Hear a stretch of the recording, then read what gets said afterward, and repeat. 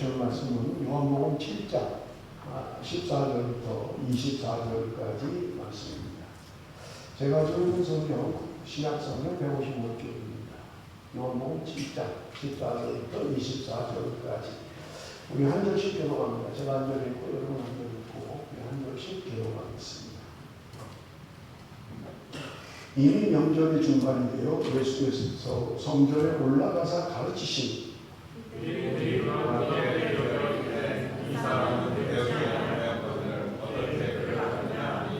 예수께서 대답하여 이르시되 내 교훈은 내 것이 아니요 나를 보내신 이의 것이니라.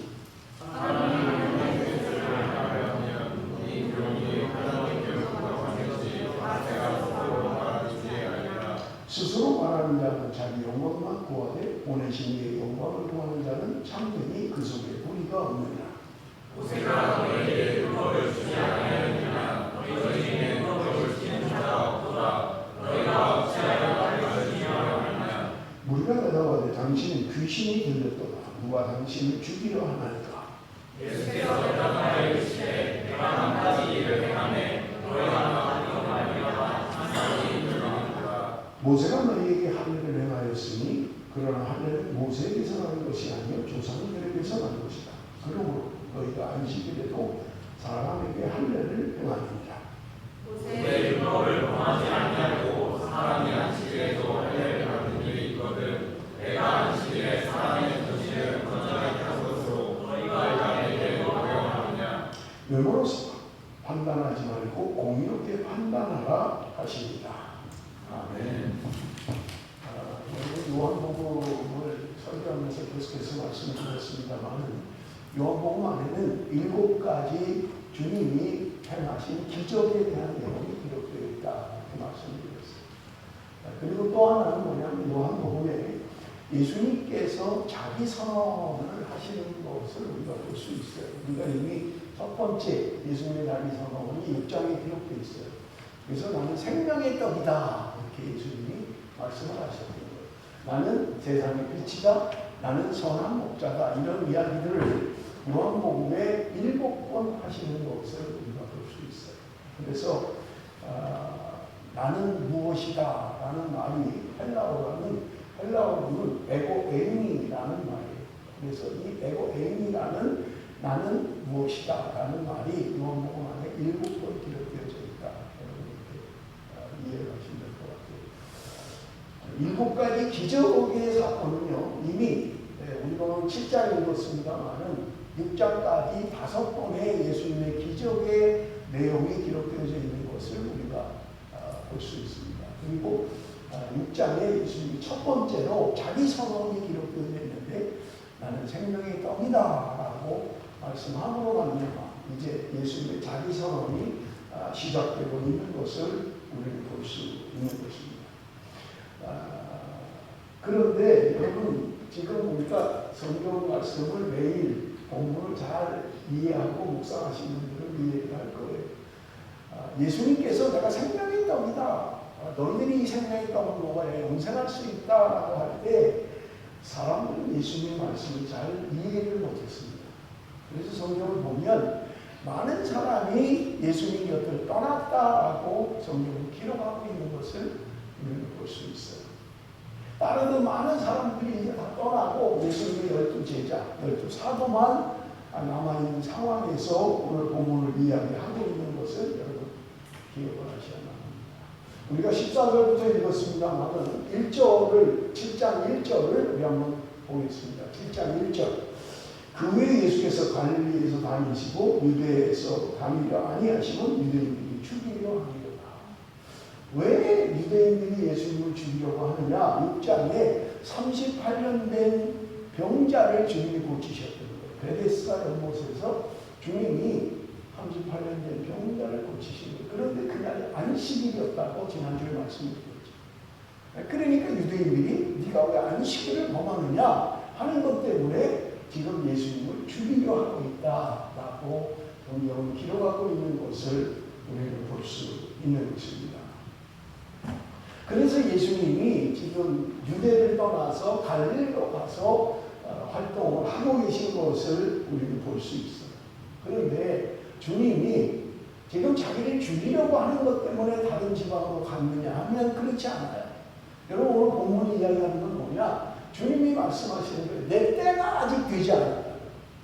내 때가 되지 않아서 그런 것뿐이라고 말씀하고 있는 것을 우리는 볼 수 있는 것입니다. 그런데 오늘 본문 2절에 보면 초막절이 다가왔다 그렇게 성경은 이야기하고 있고요. 오늘 우리가 읽은 본문에서도 절기 중간에 라고 이야기하잖아요. 초막절이 다가왔다는 거예요. 그런데 이 초막절에 예수님의 형제들이 예수님에게 나왔던 거예요.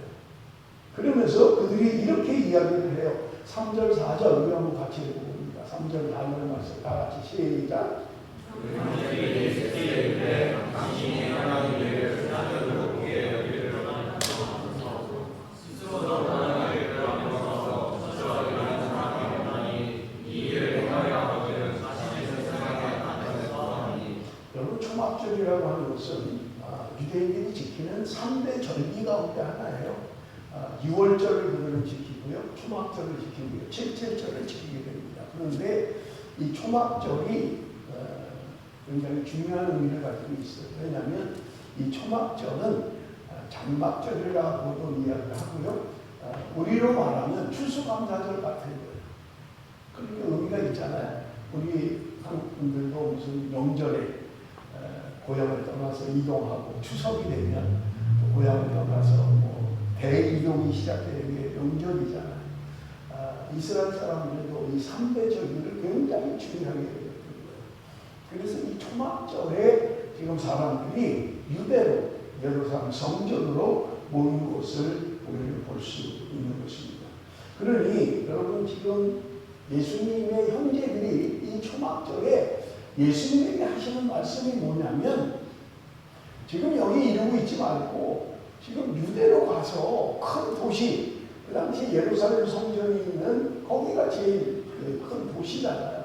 거기에 가서 당신이 행한 이 기적과 그리고 당신이 선포하는 이 말씀을 한다면 많은 사람들에게 인기를 얻을 수 있지 않겠느냐, 당신이 유명한 사람이 될 수 있지 않겠느냐, 지금 그것을 이야기하고 있는 것을 우리는 볼 수 있는 거죠. 왜냐하면 유대인들의 그 생각은 뭐냐면 구약의 전통에 따르면 메시아가 초막절에 올 것이다 라고 그들은 생각을 했던 거예요.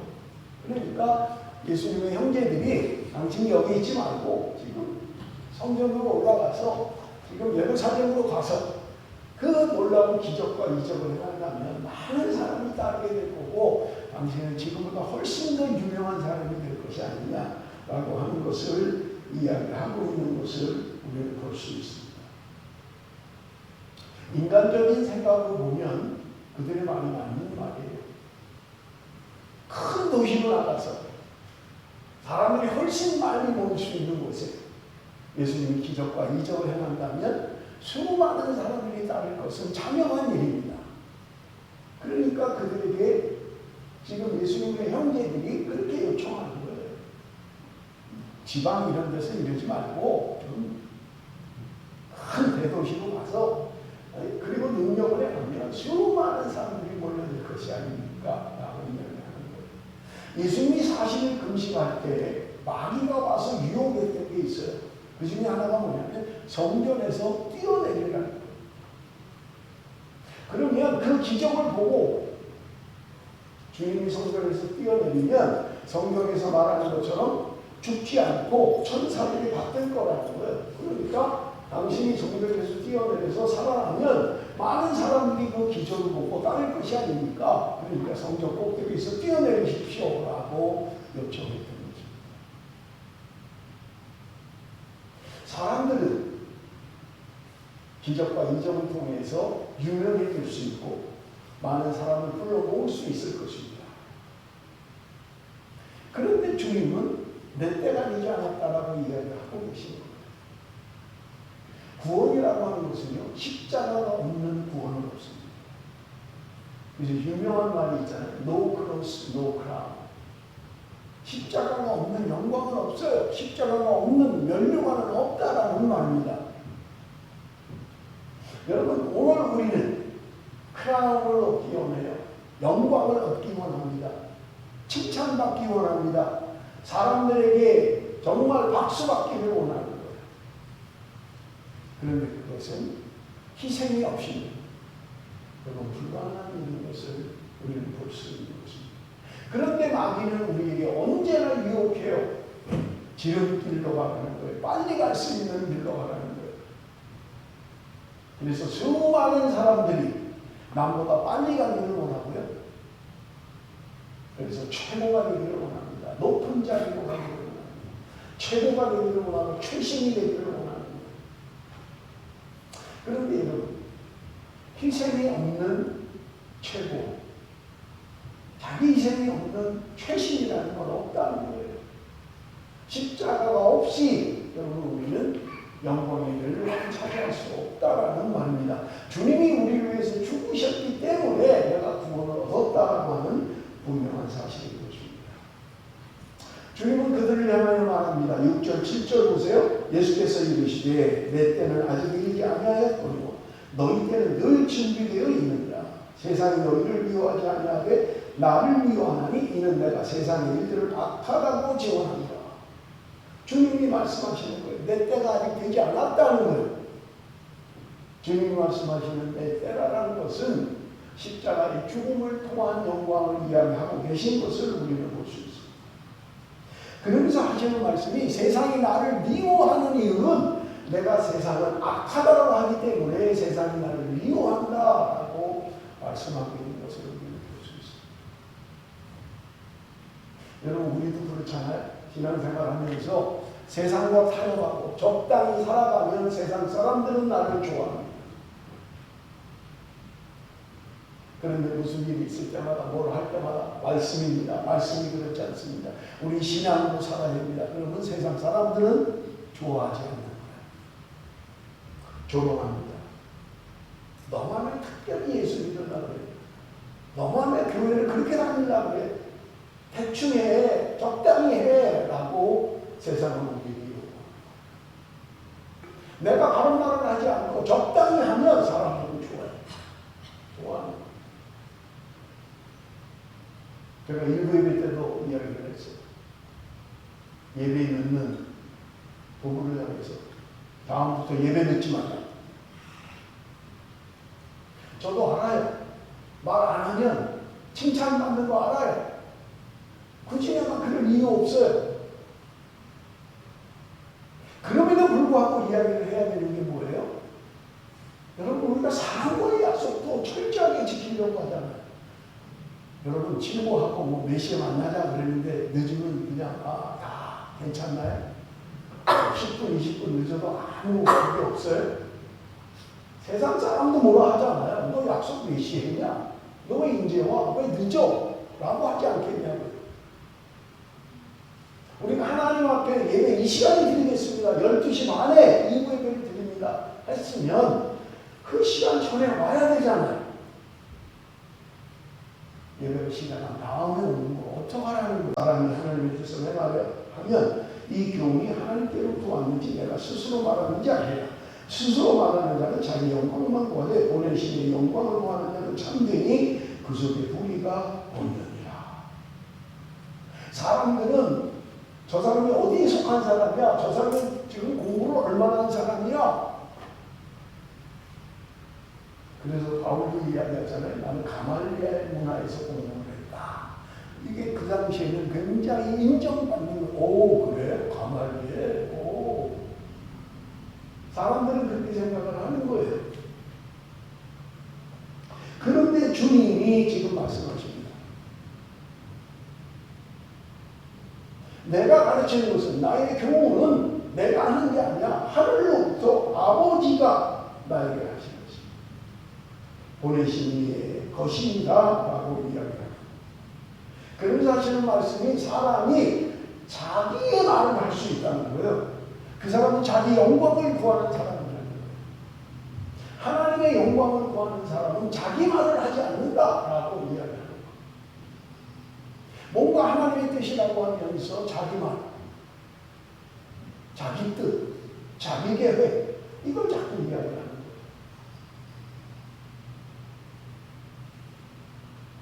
주님이 말씀하시는 거예요. 내가 하는 말은 내가 가르치는 교훈은 내가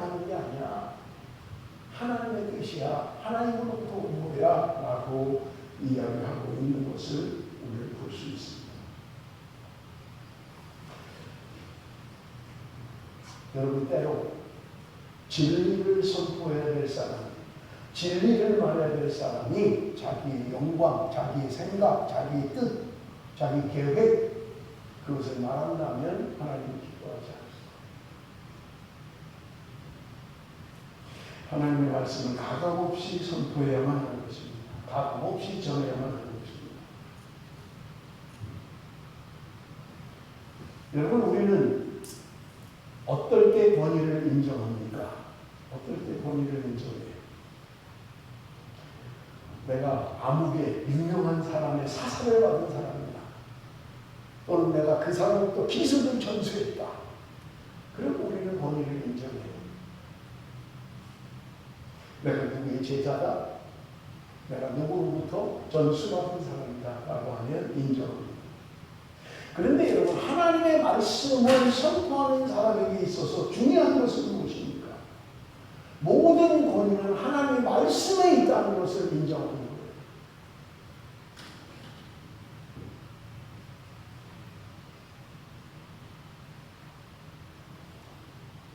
내가 가운을 입고 여기 줄이 몇 개냐?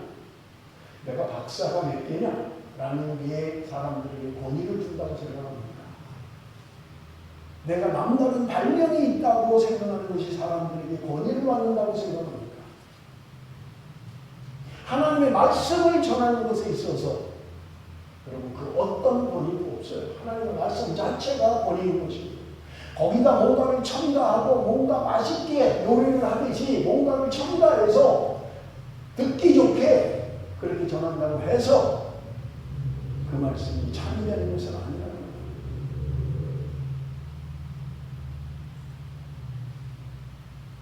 내가 하나님의 말씀을 얼마나 가감없이 선포하느냐, 그것보다 중요한 권위는 없어요.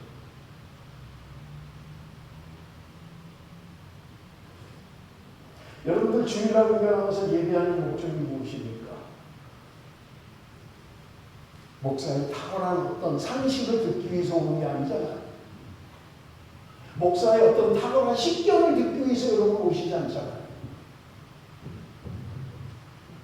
여러분은 저보다 훨씬 더 뛰어난 식견과 통찰력과 그런 사람들이 더 많잖아요. 그럼에도 불구하고 여기 나와서 예배를 드리는 이유는 무엇입니까? 하나님의 말씀을 듣기 위한 거죠.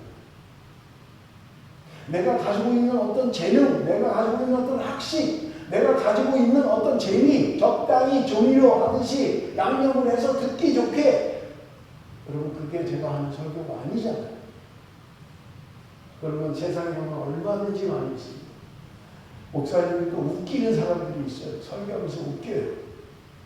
근데 그분의 말에 일리가 있는 건 있어요. 뭐라 그러시냐면, 그렇게 웃으면, 한번 확 웃으면, 사람들이 집중한다는 거예요. 분위기가 달라진다는 거예요. 그럴 것 같아요. 한번 웃기는 소리, 농담, 웃기는 소리, 웃고 나면 분위기 좋아질 수 있겠죠. 분위기 좋아지는 게 우리의 심령을 변화시키지 않습니다. 하나님의 말씀이 나를 변화시킵니다. 우리는 권위라는 걸 세상에서 자꾸 찾으려고 해요. 어떤 학문적인 데이터, 내가 누구에게 사상을 받았고 공부했느냐, 이런 것들을 여러분 우리는 자꾸 추구하는 거예요. 과학적 근거가 있느냐? 여러분 보십시오. 우리가 이 과학적 근거도 변해요. 역사도 변해요. 해석하는 것 따라서 달라지는 거예요. 그러나 변하지 않는 것, 수천 년이 지나면서도 변하지 않는 진리의 말씀, 여러분들도 변하지 않아요. 여러분, 우리가 생명을 보내야 할 것은, 우리가 소중하게 얘기할 것은, 우리가 권위를 인정해야 될 것은 변하지 않는 하나님의 말씀에 권위를 두어야 된다는 말입니다. 사람의 발견, 대단한 것 같지만 또 새로운 게 나오고 또 새로운 게 나오고 내 것은 사라져버립니다. 예수님께서 그들에게 오히려 질문을 합니다. 19절에서 21절 우리 한번 다 같이 읽어볼까요? 다 같이 읽습니다. 시작. 내가 너희에게 율법을 주지 아니하느냐 너희 중에 율법을 지키는 자가 없도다 너희가 어찌하여 나를 죽이려 하느냐 우리가 대답하되 당신의 귀신이 들렸도다 누가 당신을 죽이려 하나이까 예수께서 대답하여 이르시되 내가 한 가지를 행하매 너희가 다 이로 말미암아 증상이 여기는도다. 지금 예수님께서 모세의 율법을 들어서 예로 말씀하십니다. 모세가 너희에게 율법 주지 않았느냐? 너희들이 그렇게 소중하게 여기지 않냐? 그러니까 율법대로 안 살아. 지금 그렇게 얘기하는 거야. 살인하지 말라. 10계명 중에 있는 거예요. 그런데 너희들은 나를 왜 죽이려고 하는 거야? 너희들이 율법을 그렇게 소중히 여긴다면서. 모세는 우리 민족의 지도자고 대단한 사람이라고 알고 있잖아. 근데 왜 그 말대로 안 하는 거야? 지금 주님이 그 말씀을 하고 있는 거야. 그러니까 죽인다는 말에 또 그들이 삐를 받아가지고 누가 당신을 죽이려고 합니까? 당신이 귀신 들려서 지금 그런 거 아닙니까?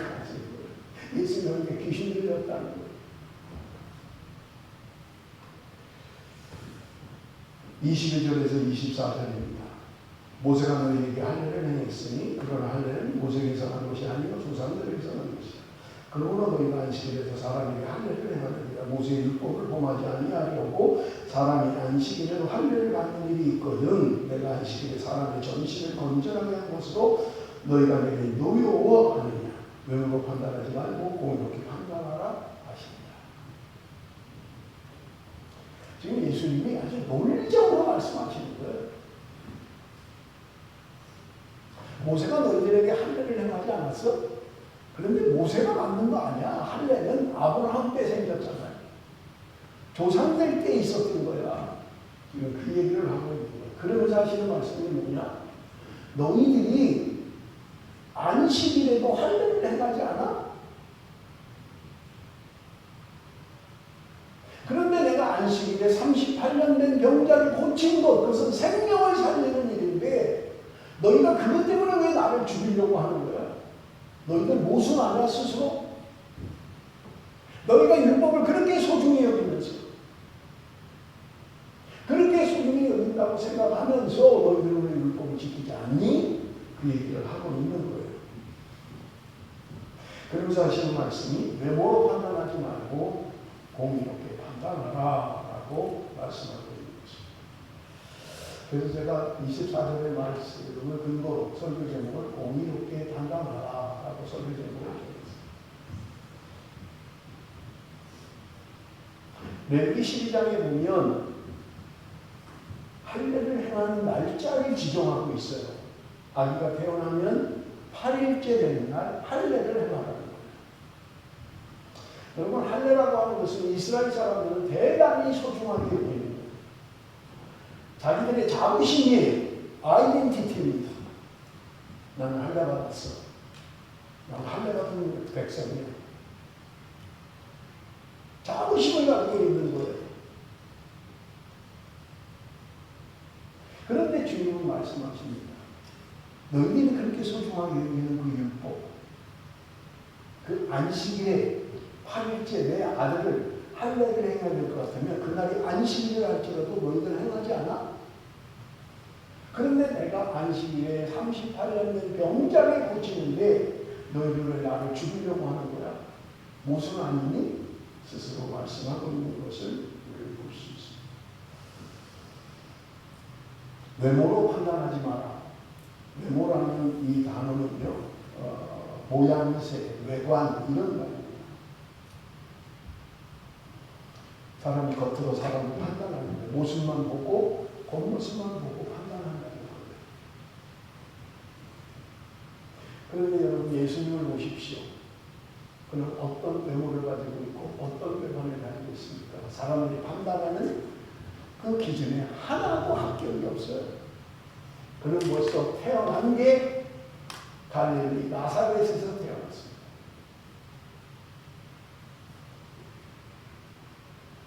사람들은 생각합니다. 그 나사렛에서 무슨 선한 게 태어난단 말이에요. 그 할렘과 같은 그곳에 어디 출신이라는 게 뭐가 그렇게 대단해? 사람들은 출신을 중요하게 여기는데 나 어디 출신이야? 어디 출신이야? 여러분 그러지 않나요? 지방색을 가지고 판단하고 정죄하지 않나요? 뭐 교회에 그러지는 않을지언정 어디 출신이야? 에이, 거기 뭐 그렇지 뭐. 여러분 구약의 유명한 선지자는 엘리야. 그 사람은요 출신이 디셉 사람이라고 성경은 이야기해요. 디셉이라는 동네는요 깡촌 중에 깡촌입니다. 무슨 도시에서 화려한 무슨 교육을 받고 공부한 사람이 아니라는 거예요. 버스도 잘 다니지 않는 깡촌 중에 깡촌 출신입니다. 예수님은 나사렛에서 태어났던 것입니다. 학벌 배운 게 없습니다. 부모 대단하지 않습니다. 그의 직업은 아버지가 목수였으니까 예수님도 공생애를 시작하기 전까지 목수 노릇을 하지 않았겠어요? 그렇다면 그의 직업을 보나 가문을 보나 부모를 보나 출신지를 보나 아무것도 내세울 게 없는 거예요. 그러니 사람들이 무시하는 거예요. 아이 저 사람 뭐 공부도 제대로 못한 사람인데 뭐 아이 저 사람 저기 출신인데 뭐 그 사람한테 뭐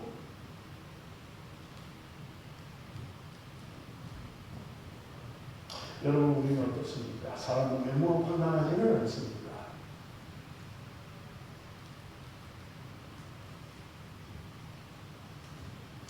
여러분 묻겠습니다.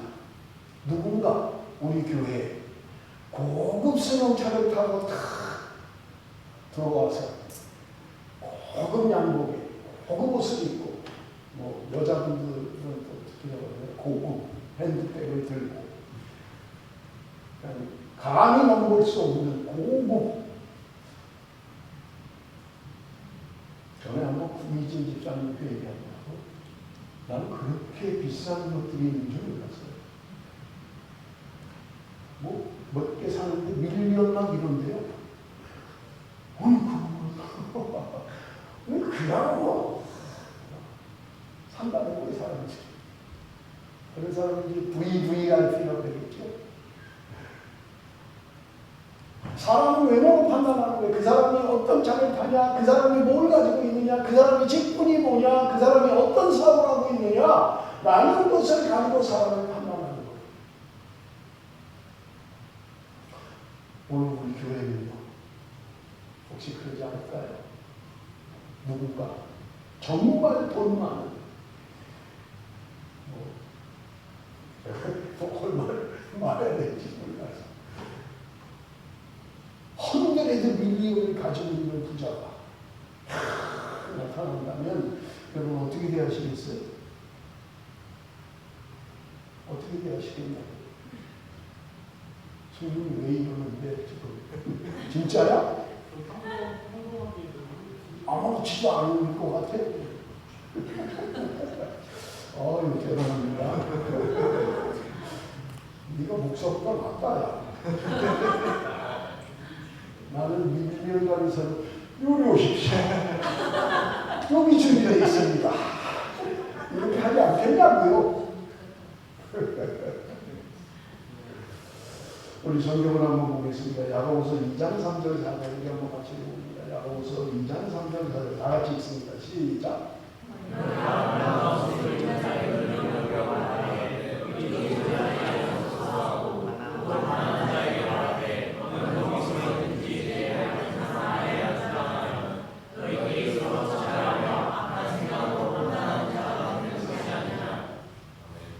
너희가 아름다운 옷을 입은 자를 눈여겨보고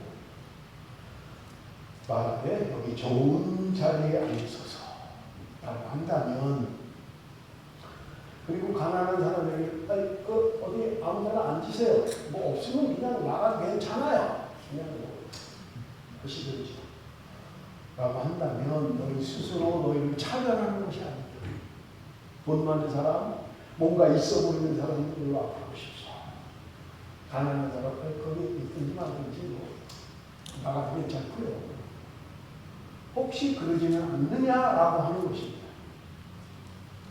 오늘날 교회가, 아니 오늘 우리 교회가 그러고 있지는 않느냐 하는 거예요. 대단해 보이는 사람, 뭔가 가지고 있는 사람, 그러면 별별을 쓰고 있는 사람은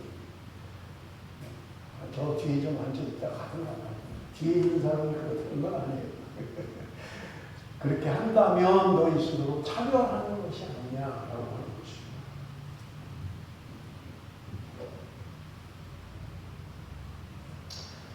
여러분, 우리가 하나님의 자녀로 하나님의 뜻을 행하며 하나님의 뜻대로 살기를 원한다면 여러분, 우리는 스스로 차별하고 이렇게 나누는 삶을 살면 안 된다는 것.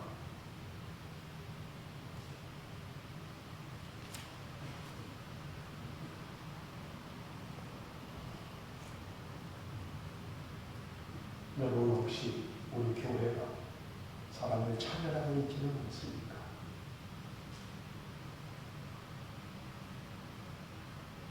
오늘 내가 사람을 외모로 보고 판단하지는 않습니다. 그렇다면 여러분, 우리는 주님이 기뻐하는 삶을 사는 사람들이 아니에요.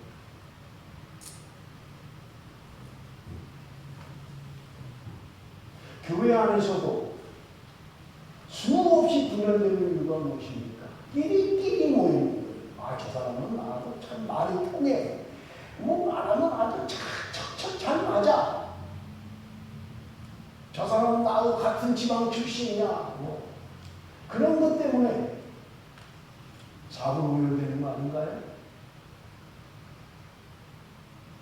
그래서 교회 와서도 한마디도 안 해보고 몇 명 되지도 않는데 한마디도 말을 붙여보지 않고 그냥 집으로 돌아가지는 않느냐는 거죠. 나 스스로 차별하고 있는 거 아니에요? 나 스스로 교회 안에서 뭔가 자꾸 남에게 하는 게 원인이 되고 있지는 않느냐 하는 거죠.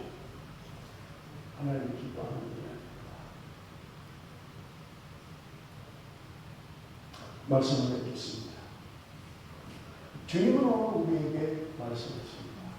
너희가 외모를 보고 사람을 판단하면 안 된다. 공의롭게 판단하라. 라고 말씀하고 있는 것입니다. 세상의 방식, 세상의 규칙, 그것으로 살아가는 사람이 되서는 안 된다라고 말씀하고 있는 것입니다. 어떤 것도 하나님의 말씀의 권위보다 탁월한 건 없다고 말씀하고 있습니다. 하나님의 말씀이라면 여러분, 그것이 나를 책망한다 할지라도 나를 힘들게 한다 할지라도 우리 아멘 하고 따라가야만 하는 것입니다. 왜냐하면 하나님의 말씀이기 때문에 그렇습니다. 그 말씀대로 말씀을 전하면 순종해야 돼요. 하나님의 말씀인데 세상의 말을 하고 자기 신경을 얘기하고 자기 주장을 하고 자기의 어떤 지식을 전한다면 여러분 아멘 안 하셔도 돼요. 그러나 하나님의 말씀이라면 여러분 어떤 상황에서도 아멘 하셔야 되고 따라가야만 하는 것이 그리스도의 삶의 모습이고 원리입니다.